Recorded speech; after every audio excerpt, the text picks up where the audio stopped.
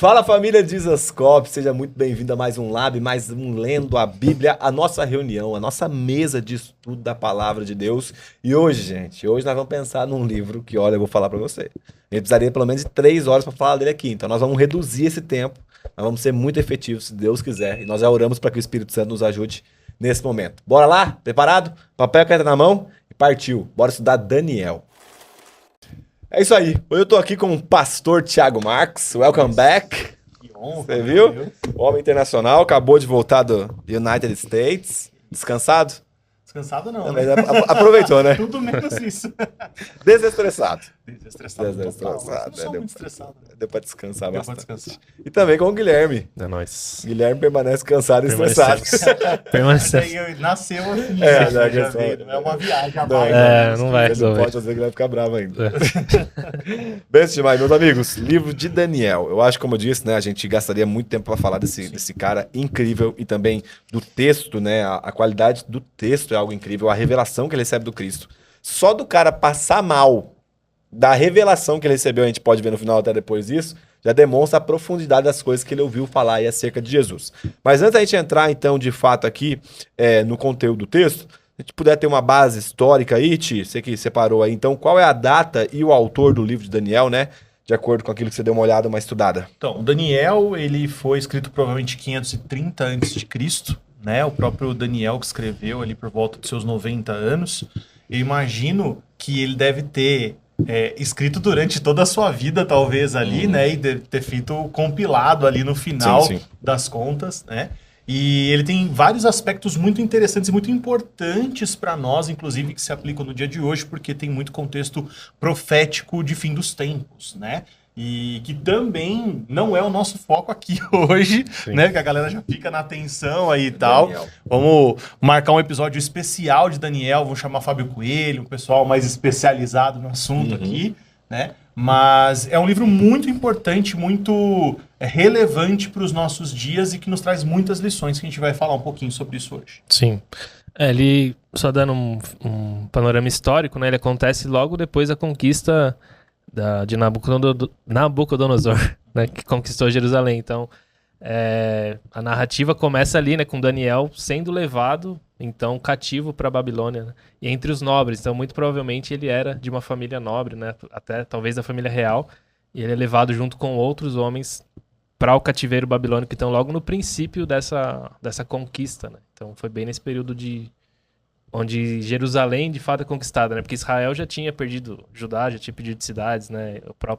As tribos de Israel já tinham perdido muitas cidades, já tinham até ido pro exílio assírio, mas nessa época é quando Jerusalém, de fato, é conquistada e a partir daí ela é conquistada outras vezes, destruída, reconstruída. Então, aí que começa essa saga. E ele é um dos profetas que é levado, então, né? Ele é preso e é levado. E o que vocês poderiam falar de pano de fundo aí acerca do livro? Então, é interessante porque o livro ele tem 2 divisões claras, né? São 12 capítulos. Os 6 primeiros vão falar sobre a história de Daniel, de seus amigos, né? Os famosos Sadraque, Mesaque e Abednego, né? Que eu peguei a cola aqui para pegar o nome, que é Azarias, Misael e Ananias, que a gente só lembra quando a gente está disputando as batalhas bíblicas na escola dominical. Ou no acampamento, faz uns né? 30 anos que eu não vou participa, mais no acampamento, só trabalho. Mas são os amigos de Daniel, né? Toda a história que você já sabe aí, que foram jogados na fornalha, enfim, né? Os 6 primeiros capítulos disso e os outros 6 aí seriam uma parte mais profética, mais profunda. Outra curiosidade interessante é que o primeiro capítulo e os do 8 ao 12 foram escritos em hebraico e do 2 ao 7 foi escrito em aramaico. Então, mostra um pouquinho do contexto, do sentimento ali daquele momento, né? Então ele chegou, então tá escrevendo em hebraico, aí ele viveu as experiências lá, o aramaico é uma mistura ali que aconteceu na época, né? Da língua deles com a língua nativa do povo que eles estavam escravizados ali no momento, né? E no final a parte profética vem de novo escrito em hebraico, né? Então é interessante pensar sobre isso, né? Tem algo aí para nos revelar, né? E a gente não vê porque, né, a gente recebe em português, tudo em português, né? Graças a Deus, né? Porque se fosse, ia ter dificuldade de entender. A impressão que dá é que eles escrevem em hebraico quando é uma mensagem mais direta, né, ao povo de Deus, especificamente, e quando é uma mensagem mais histórica, mais geral, ele escreve em aramaico para que o povo também dos outras nações ali vizinhas tivesse o acesso, né? Então, é interessante isso. Legal. Bom demais. E quais pontos vocês acham que a gente teria que dar ênfase aqui acerca do livro, para que a gente pudesse entender essa escrita aqui de forma mais clara, né? O que vocês pontuariam aqui, principalmente, nessa história aqui de Daniel? Vamos começar do mais fácil. Eu, como fui líder de adolescente por muitos anos, né? Foram 7 anos aí, e embora já não seja mais, mas o nosso contexto é sempre de muito jovem, agora que nós estamos ficando velho, né? Mas nosso contexto sempre foi de muito jovem, até poucos anos atrás. Eu gostava muito, muito, muito, mesmo era um dos meus favoritos, o capítulo de número 1 de Daniel, né? Por quê? Porque o capítulo de número 1 de Daniel vai trazer diversas lições que nós podemos aplicar à nossa adolescência, à nossa juventude e à nossa postura diante da vida, né? Porque eu faço essa brincadeira com os meninos, né? Quando a gente conversa e tudo mais, usando o capítulo de número 1 de Daniel, que é assim... O que o mundo espera de você? O que uma empresa espera de você? O que o mercado de trabalho espera? E olhando, né, para Daniel aqui, nós estamos falando de uma história de 2.600 anos atrás. E hoje ele espera exatamente a mesma coisa. A mesma postura que foi exigida ou esperada do grupo de Daniel e onde Daniel e os seus 3 amigos se destacaram, né? Porque, como foi falado aqui, eles eram do grupo dos nobres, provavelmente parte real, né, linhagem real, ou de exército, ou de generais de alto escalão, enfim, eles eram alguém de posição alta, e dentre esses, eles se destacaram, né? Eles foram reconhecidos como pessoas que se destacavam no meio da multidão. Então, lendo Daniel, eu vejo sinais de como eu posso me destacar no meio da multidão. E é muito bom porque tem o aspecto do mundo, né? Vamos pôr o mundo entre aspas, né? Não é o globo terrestre, o mundo, essa era. Sim. Porque é o que o mundo espera, a Babilônia representa isso, né? Mas, por outro lado, eles estão no mundo e não pertencem ao mundo. Então, a postura deles corresponde ao que o mundo deseja até a página 2, até onde toca no ponto da vida com Deus, né? Então, nossa, de falar, arrepiei aqui agora, porque é muito legal isso, tipo assim, você imaginar um jovem que tem sua conduta que está dentro dos padrões que o mundo espera, dialoga com o mundo, mas ao mesmo tempo ele não negocia os valores dele, e quando cutuca algo que mexe com o interior dele, que mexe com o espiritual dele, não somente nesse ponto, em alguns pontos isso vai acontecer, ele mostra o que está em primeiro lugar. Então é muito legal. E só um minutinho, Gui, eu queria até que você falasse sobre isso, porque né, você gosta muito desse aspecto, primeiro, de Daniel, tem aquela explicação sua que eu achei incrível. Tem ela em algum lugar que a gente conseguiria disponibilizar pra galera? Da Cosmovisão? Tem alguma pregação? Só no... Em toda a pregação eu só falo disso, mas eu queria ver o desenho, vamos falar sobre Abacuque, eu vou falar isso. Que aquele desenho ficou muito bom, mano. Só na aula de Cosmovisão. Mas tem o PDF? Tem. Então, vamos ver se a gente consegue deixar o PDF especificamente dessa aula pra vocês darem uma olhada. Não, vou fazer aula de Cosmovisão. Verdade. Você se matricula no Cosmovisão. Alguém que não é da igreja. Não, tudo bem, manda mensagem, eu te mando o curso de Cosmovisão. Vai mentir lá no Instagram, @Thiago_Desascope. Gratuito. Deixa eu perguntar pra você, que eu perguntei pra Val até em Cantares, aí o Gui também pode complementar. Olhando pro perfil de Daniel, né? O que você acha que esse profeta antigo tem a nos ensinar no estilo de vida profético para agora? Assim, o que você pensaria da personalidade, dessa conduta que você acabou de citar, dessa expressão profética, mas não rude, sempre gentil, porque parece que ele era um homem muito amigável, sem negociar os seus valores. O que você pontuaria acerca disso pra gente? Posso fazer um paralelo dessa figura de Daniel com a nossa hoje, assim? O que eu entendia alguns anos atrás, na minha imaturidade, não que eu tenha alcançado um lugar, mas eu caminhei já bastante, né, dentro dessa caminhada cristã, é que eu olhava para os pastores que vieram antes de mim, para as pessoas que comandavam a igreja alguns anos atrás, como pessoas que não estavam vendo o novo de Deus, ou pessoas que não estavam recebendo de Deus a grande revelação, ou o que a gente chama de novo de Deus, o vinho novo, qualquer nome que você quiser dar na época que você estiver assistindo, né? E lendo Daniel, eu me deparei com um cara que era muito mais santo do que eu, que era, tipo, da Bíblia, que eu me lembro de cabeça, tem 2 pessoas que não citam pecado, que é José e Daniel, né? E é um desses caras, embora, né, tenha pecado, mas não cita o pecado, é um cara de caráter ilibado, que quando tiveram que condenar o cara, quando tiveram que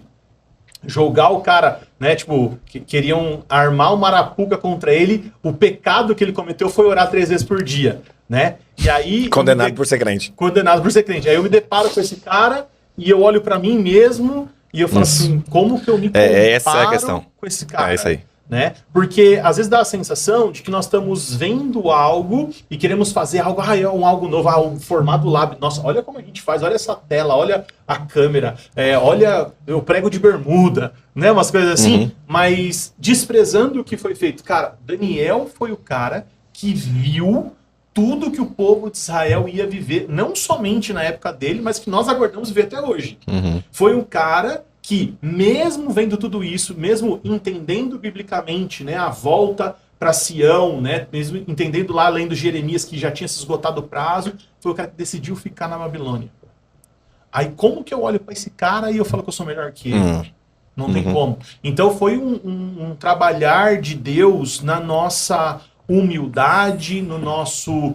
na nossa compreensão de que Deus vai falar com todo mundo, né? Tanto que depois lá no profeta Joel vai falar, né, sobre a profecia, sobre as crianças, sobre os jovens, sobre os velhos. Todo mundo está, de alguma forma, envolvido com a profecia. Né? Então, para mim, o grande exemplo é os pastores que vieram antes de nós, eles são os caras que deram os ombros deles para a gente subir. E se a gente vê mais alto hoje, não é porque a gente enxerga mais ou melhor, mas é porque esses caras camelaram lá atrás, desgastaram seus joelhos, desgastaram sua vida para que hoje eu pudesse estar aqui nessa mesinha confortável conversando com você. Muito bom. Entendeu? Então acho que é o paralelo que eu gosto de fazer. Eu não sou mais bonito que Daniel, eu não sou melhor que Daniel, não tem como. Entendeu? Mas eu creio que nós estamos hoje, graças aos Daniéis que vieram antes de nós, enxergando coisas que eles ainda não conseguiram ver ou que eles viram e nos mostraram e nos direcionaram para caminhar. Né? Provavelmente, já que eu tô falando um monte aqui, né? Provavelmente Daniel foi para a Babilônia com seus 15, 16, 17 anos, né? Ficaram 70 anos de cativeiro e quando foram voltar, ele tinha quase 90. Não tinha como, né? E ele falou assim, não vou voltar. Uma caminhada de 6 meses a pé, um senhor de 90 anos, cara totalmente integrado naquele momento. E eu vejo pastores hoje, dentro do nosso contexto, que são esses caras, que nos mostraram coisas de Deus, mas não vai conseguir entrar. Abriram a porta, mas não vão passar. Entendeu? Então eu queria deixar esse recado. Assim, né? Cara, e eu creio que é esse paralelo mesmo que eu queria que você falasse, né? E também acho que um aspecto, Gui, agora eu queria te ouvir sobre isso, é o aspecto da inteligência de Daniel, né? Era um homem muito inteligente. Como que você pode complementar nessa fala do Tia aí em relação a isso? Mas para nossa geração, pensando nessa aplicabilidade, então, se pudéssemos pegar Daniel maduro e orientações desse Daniel para que nós viéssemos também ser homens inteligentes. É bem complexo. Assim, ouvindo o Tio, já pensei no capítulo 1 também, né? Porque, como te disse, ele vai adolescente para Babilônia, né? E para mim é um desafio para nós, até como pai, tipo assim, como que eu educo meu filho para ele adolescente, se ele for separado de mim e for para um contexto totalmente diferente, ele se permanecer íntegro. Reto. Né? Isso é um desafio para nós, porque hoje nós vemos muito, infelizmente, grande parte dos filhos de cristãos que vão, por exemplo, à universidade acabam se corrompendo. Né? Então, como nós fazemos isso? Não sei, né? Mas é um grande desafio para a gente pensar. E Daniel foi esse cara, né? Que parabéns aos pais dele, né? Que o instruíram, tanto ele quanto os outros, a estar nesse nível de consciência de quem ele era em Deus, de né, parte ele fazia do povo de Deus, da aliança, para que ele tivesse de fato comprometido, íntegro, fiel, independente das situações. E no caso dele, muito mais difícil do que outros, porque ele tinha tudo disponível, né? Como ele estava entre os nobres, e já de cara já mostra isso, ele poderia ter se corrompido muito cedo, né? E ele se mantém fiel. Então, para mim, o que fica é esse desafio para nós também, como pais, como igreja, e pensarmos isso, cara. Nós precisamos, né? Até lendo, acho que até já mencionei aquele livro do... Esqueci o nome do livro. É sobre educar meninos, né? E isso fica muito claro para mim que o nosso trabalho como pais tem que ser muito mais focado nessa primeira infância da criança do que depois. E isso para mim demonstra muito, porque assim, com essa idade, hoje, se a gente pega uma pessoa da idade de Daniel e tira ela de uma família e dá autonomia para ela, dá tipo condições de fazer o que ela quer, né? E de estar entre nobres, que no nosso contexto é diferente, né? Mas de tipo assim, de estar entre os ricos, digamos, da nossa sociedade, de ter poder acesso, com acesso do bom e do melhor, será que ela se manteria íntegra, entendeu? Então, isso a pergunta é essa, né? Quantos dos nossos jovens teriam a mesma postura de Daniel, né? É uma coisa pra gente pensar, porque assim, era um menino que tinha vida com Deus. Ele tinha vida com Deus. Sim. E aí, quando acontece, né, o que aconteceu, ele é levado cativo e ele é separado lá e tal, ele tem convicção da postura dele num nível muito alto. E também, assim, o cara poderia ser morto, velho. E tentaram, né? Poderia custar, né? Custou que ele foi jogado lá junto com os leões. Mas assim, e ele não cede. Nem esse né? ponto, Em momento nenhum. Tipo, cara, então, isso é maluquice, né? A inteligência, tipo assim, que você comentou, né? A educação judaica já era superior, sim, à dos outros povos na época. Mas ele certamente era acima da média, como a gente vê nas descrições, que ele sempre era colocado como o mais elevado, mais sábio. Né? Então, muito provavelmente ele foi educado, né, do modo judaico, o letramento, com a Torá, né, e acessos, né? Então, como ele era nobre, ele tinha acesso a outras literaturas também, provavelmente. Então, a instrução foi dada, né? Agora, essa parte da inteligência, eu creio que vem muito... Não que Deus favoreça mais uns do que outros, né? Mas Deus escolhe alguns para alguns propósitos específicos, né? Então, Deus certamente escolheu ele para isso, para ser esse cara que ia despontar em inteligência, em sabedoria, né? E para estar nessa posição, né, era algo muito difícil, né? A gente até vê na narrativa do livro que entre todos os sábios, né? Quando o rei divide lá entre 120 sátrapas, difícil essa palavra, divide lá, ele decide colocar Daniel como um dos 3 líderes de todos eles, né? Então ele era praticamente como se fosse um ministro ali, né? Mais um cargo executivo administrando tudo e ainda o rei tinha intenção de pôr ele sobre tudo, né? Sobre todo o reino. Então a sabedoria dele de fato excedia, né? Só que é um importante, até o Ti mencionou, né? A narrativa começa com ele adolescente, mas termina com ele bem idoso, né? Então ao longo de todo esse caminhar também ele adquiriu muita sabedoria. Sim, sim. Então, até com a própria prática ali do dia a dia mesmo. Não, e o principal, né, de tudo isso, assim, pra gente ficar mais tranquilo também, é que, assim, Daniel, ele já era inteligente, já foi preparado para isso, tinha um dom de Deus, aí ele recebe algo de Deus já logo no primeiro capítulo, que é a capacidade de interpretar os sonhos e tal. Vai acontecer a situação, todo mundo sabe e tal, né, das interpretações. E, mesmo tendo já o dom, ele vai e ora com seus amigos para receber revelação. Beleza. Aí se passam todos esses anos que o Gui falou, né? Mas pro final da vida dele, ele vai receber uma palavra profética. E dizem, né, que ele era 10 vezes mais inteligente do que todos os outros, né? E ele tinha esse dom de Deus. E ele orava todo dia, 3 vezes por dia. E ele não entende a palavra que ele recebeu. Então, não vem aqui pedir pra mim, Leonardo, explicar pra você agora aqui, né, as 70 semanas de Daniel. Ele não entendeu. Ele era 10 vezes mais inteligente que todo mundo. E ele não entendeu. Então, calma, vamos respirar aqui, a gente vai conversar sobre o assunto. Mas só pra tranquilizar você que tá assistindo aí, nem Daniel entendeu. Teve que vir um anjo falar com ele e teve umas coisas que ele não pôde nem colocar no livro. Então... Não, o capítulo 12, né, que é o último capítulo, do versículo 1, ele fala sobre, então, o tempo do fim. Ele fala: nesse tempo se levantará Miguel, o grande príncipe, o defensor dos filhos do povo de Deus. E haverá tempo de angústia como nunca houve, desde que existem nações até aquele tempo. Mas naquele tempo o povo de Deus será salvo, todo aquele que for achado escrito no livro. Muitos dos que dormem no pó da terra ressuscitarão, uns para a vida eterna e outros para a vergonha e horror eterno.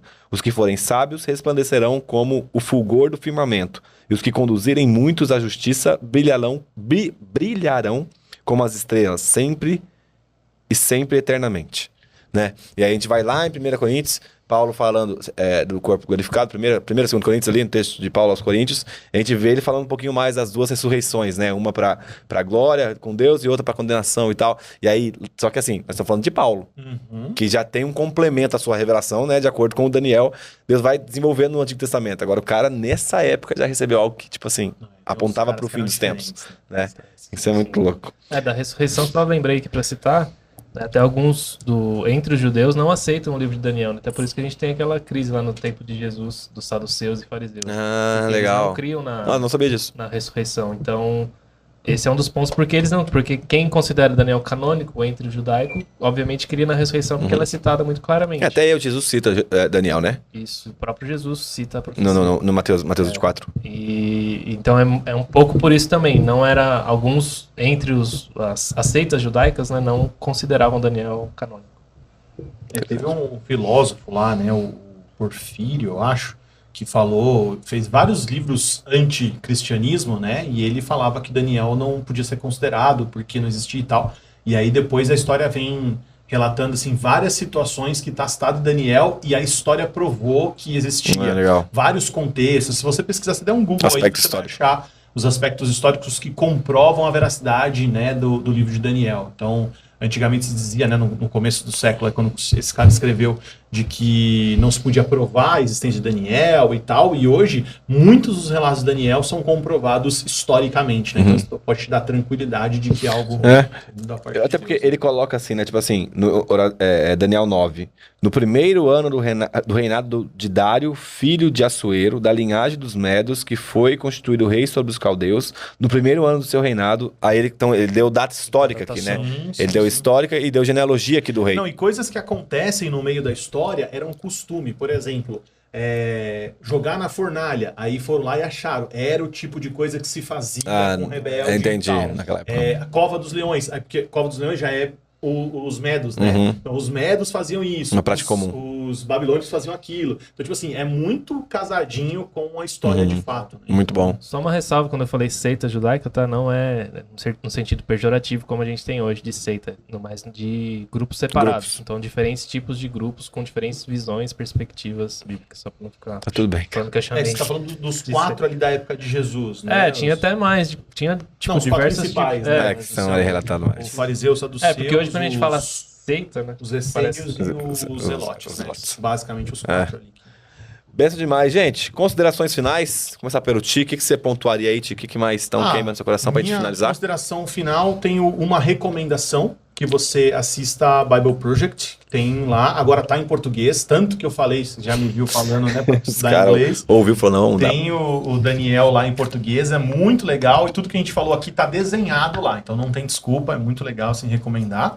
E eu recomendo também que a gente faça mais episódios de Daniel, porque dá para falar de um monte de coisa que a gente não falou aqui, né? Como a gente pode trazer outros convidados para conversar. E se você é jovem, se você é adolescente, jovem, ou conhece algum, ou se você é pai como eu, né? Tenho um menino de 13 anos agora, né? Tô ficando velho já e tal. O livro de Daniel é fundamental para você ter essa noção que eu expliquei no começo. Né, do que o mundo espera de você e de como você como cristão pode fazer, e também do paralelo, né, de uma pessoa mais velha na fé do que você, te inspirando e te direcionando para o caminho que você deve seguir sem você desprezar o que esse cara fez. Muito bom. Então serve para mim e para os meus filhos. Né? Muito bom. Guilherme. Cara, eu acho que a gente comentou um pouco dessa parte inicial, né? Mas até dar uma dica pra galera que quer aprofundar na parte escatológica, né? Tem bastante conteúdo aí no YouTube. Vila tem vídeo do Fábio Coelho sobre as 70 semanas, né? Tem vídeo do Vitor Vieira, então podem procurar aí que são conteúdos bons, relevantes, que explicam um pouco melhor essa parte toda escatológica, que é muito complexa e não daria pra gente falar hoje. A gente pode até fazer, como o Ti falou, né? A nossa ideia, eu acho que até... depois que a gente terminar essas introduções, ir pegando realmente textos um pouco mais complexos só para comentar. Então, façam isso, procurem conteúdos, né, sempre para aprofundar. A ideia aqui é realmente uma introdução, então por isso a gente deu esse panorama geral, esse né? panorama assim, do livro, né? Mas não que a gente quis pular propositalmente essas partes mais polêmicas, mas que realmente não daria tempo para a gente entrar em todos os detalhes, enfim, divisões. Né? Muitas delas já se cumpriram no passado. Né, algumas que fica muito claro que ainda vão se cumprir no futuro, né, como o Léo disse, tem a citação do próprio Jesus, né, da profecia da desolação, né, da abominação que causa a desolação. Então é algo que realmente ainda está para acontecer, mas menos especulação e mais estudo, né, mais foco no que a palavra está dizendo. A frase foi boa, hein? Menos especulação, mais estudo. Porque a gente tende, né, como... É natural, acho. Todo mundo passa por quando a gente está estudando essa parte escatológica, que eu gosto pessoalmente, a gente passa por um momento mais de especulativo, de achar, né, tipo, não, isso aqui de tentar aplicar o jornal à palavra, né, não o contrário. As Então, estrelas do astro de então- Sagitário que uniu e... é uma cara faz- fase, é normal. Se você tá nessa fase, é normal, mas você vai passar por ela e você vai entender que é a palavra que é a nossa regra, né? Não são os fatos, né? Igual nós estamos no período agora de Israel em guerra, então, né, muitos já levantam hipóteses e possibilidades, né? Mas fique com a palavra sempre e procure, como a gente sempre diz também, ter cuidado com os contextos em que os textos estão Foram inseridos, escritos. né? Porque é muito fácil a gente pensar um texto e falar, não, é isso aqui que está acontecendo lá em Israel, né? Já até pensaram lá que tem Hamas, por exemplo, na escritura, que é uma palavra que diz respeito ao mal mesmo, né? Mas não que está falando do grupo. Falaram que tem. Falaram. Não, tem realmente, mas não é atribuído ao grupo, entendeu? É Eu uma sei. palavra comum do hebraico. Mas enfim, tenta. Então, tomem cuidado com esse tipo de coisa e sejam sadios aí Bem nas suas demais. interpretações. Acho que 3 caras que a gente pode indicar para vocês acompanhar mais profundamente o Daniel é o Vitor Vieira, então do iHop. O Vitor Vieira é uma benção, um dos caras que foi fundamental na nossa compreensão escatológica aqui acerca da nossa confissão de fé. O Baso, o Ângelo Baso, então acompanha também o Ângelo, um cara muito profundo em relação ao livro de Daniel. Tem também algumas lives dele Tem até um curso, inclusive, eu acho. De Daniel? Sobre essa parte de mascalinha, que é o Ah, sobre o legal, fim dos tempos. legal. E o Fábio Coelho, então, que é, então, nosso irmão também caminhando mais junto com a gente aqui. E eles fizeram aquela vez, boletim profético. Eu lembro que uma dessas eles falam sobre as 70 semanas de Daniel. Sim, muito E aí são pessoas bem saudáveis, muito equilibradas, biblicamente falando, que pode ajudar aí vocês. Meus amigos, obrigado. Valeu. Venha mais vezes. Uma honra. Pastor Thiago e grande Guilherme. Gente, não se esquece de deixar seu comentário aqui embaixo, falando o que você achou dessa aula. E no mais, Deus abençoe vocês e até semana que vem. Valeu.